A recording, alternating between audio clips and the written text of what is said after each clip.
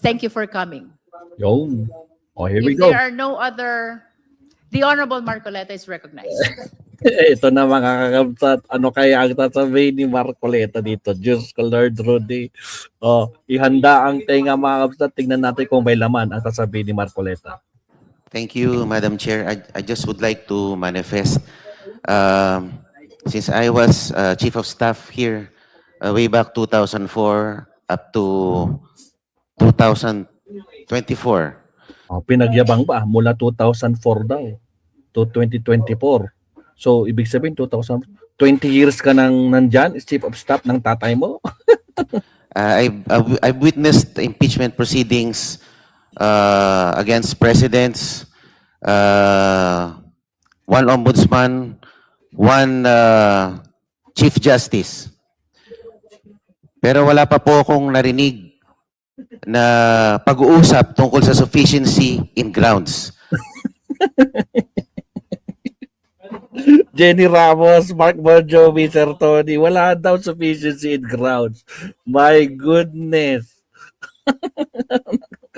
Tapos 20 years ka ng Chief of Staff ng tatay mo, dan ng kamote. Anong alam mo? Diyos ko, Lord. Ang naririnig ko lang lagi, sufficiency in form and substance. Ngayon ko lang po yata narinig itong bago na rule na ito, sufficiency in grounds. Bago daw yung rule.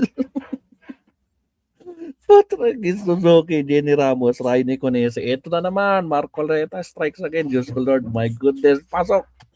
Could you please clarify me For on the this? satisfaction of the Honorable Marcoleta, please allow the chair to read Section 7. Tay ka, babasahan ka tuloy. Sige, Section 7, pasok. Alak ng kamote talaga to si Marcoleta. Oh. Joke time na naman, mga basat. Joke time na naman. O, pagtawanan muna natin ng mga Marcoleta, Diyos ko, Lord. Pasok. Of the Honorable Marcoleta, please allow the chair to read Section 7 of the Rules of Impeachment of the House of Representatives adopted by the 20th Congress of the Philippines. Section 7, Submission of Evidence and Memoranda. After receipt of the pleadings, affidavit and counter-affidavits, and relevant documents provided for in Section 6, or the expiration of the time within which they may be filed, the committee shall determine whether the complaint alleges sufficient grounds for impeachment. That is for the satisfaction of the Honorable Marcoleta. May I know, Madam Chair, when the rules were promulgated? This I was not has furnished a been the copy. rules of impeachment of the 19th Congress, which the 20th Congress adopted. So it's not new. Hindi po siya bago. Kaya nga, hindi nyo, pero ikaw sa'yo, bago. Tragis, gayon mo lang nalaban. Tanga. Putragis, ng kamote talaga to. Diyos ko, Lord. Anak na. Like father, like son din talaga, mga kabsat. Ibang klase talaga pag Marcoleta talaga, mga kabsat. No, Diyos ko, Lord. My goodness. Isa pa daw, di ba sabi niya, the new procedure na merong sufficiency in ground. Bago ba yan? Bago ba? Bakit hindi mo alam? Ginamit na nung 19th Congress, kumag. Diyos ko, Lord. Sige, pasok. Promulgated.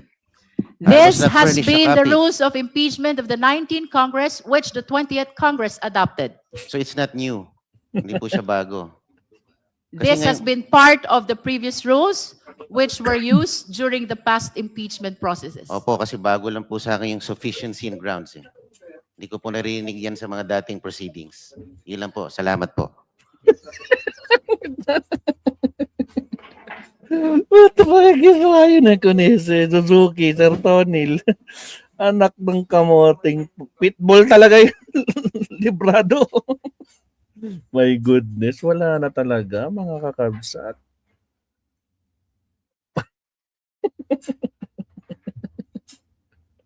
Pasensya no.